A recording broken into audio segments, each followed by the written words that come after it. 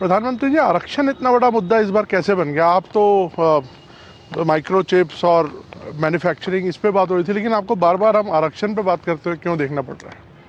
मुझे नहीं करना पड़ रहा है, मुझे सचेत करना है मेरे एससी, एसटी, ओबीसी और अति पिछड़े भाई बहनों को, क्योंकि इनको अंधेरे में रख करके ये लोग लूट चला रहे हैं।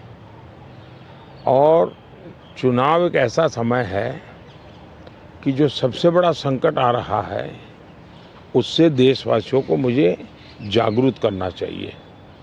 और इसलिए मैं आग्रहपूर्वक जनता जनार्दन को समझा रहा हूं, क्योंकि ये दो चीज़ें हो रही हैं।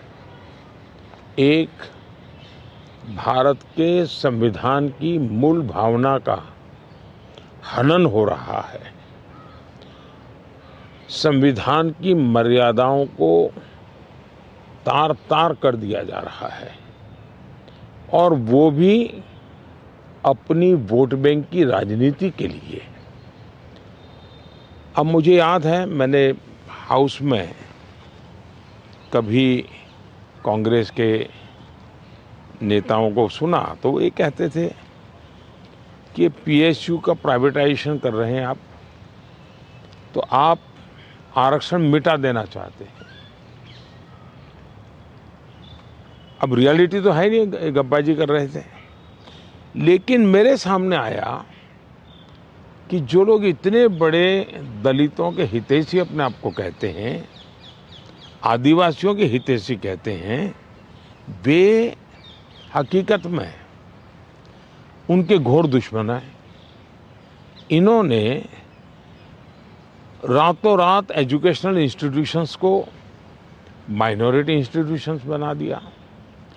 माइनॉरिटी इंस्टीट्यूशन बना दिया तो उन्होंने आरक्षण उसमें खत्म कर दिया। अब उनके अधिकार क्षेत्र में नहीं था, वैसा एक नियम बदल दिया उन्होंने, और यूनिवर्सिटी तक को माइनॉरिटी स्टेटस दे दिया। अब दिल्ली में ही जामिया मिलिया जो यूनिवर्सिटी है, उसको उन्होंने माइनॉरिटी बना दिया, उसमें सारे आरक्षण खत्म हो गए। एडमिशन में भी नहीं, नौकरी में भी नहीं। और बाद में तो चीज़ें उभर करके आई कि करीब करीब 10,000 ऐसे इंस्टीट्यूशंस हैं जिसको इस प्रकार से आरक्षण के जो एससी, एसटी, ओबीसी का अधिकार था वो पिछले दरवाजे से उसको छीन लिया गया है,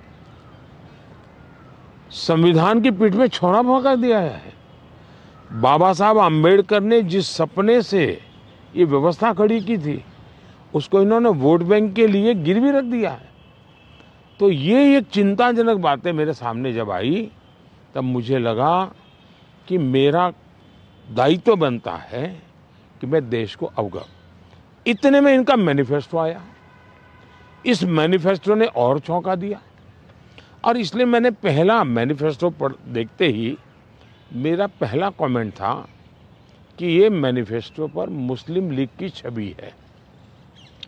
तो 2-3 दिन तो उनको लगा कि इसका जवाब देने की जरूरत नहीं है, ये अपने आप ही बात खत्म हो जाएगी। जब उन्होंने कोई जवाब नहीं दिया तो फिर मैं एक एक चीज खोलने लगा।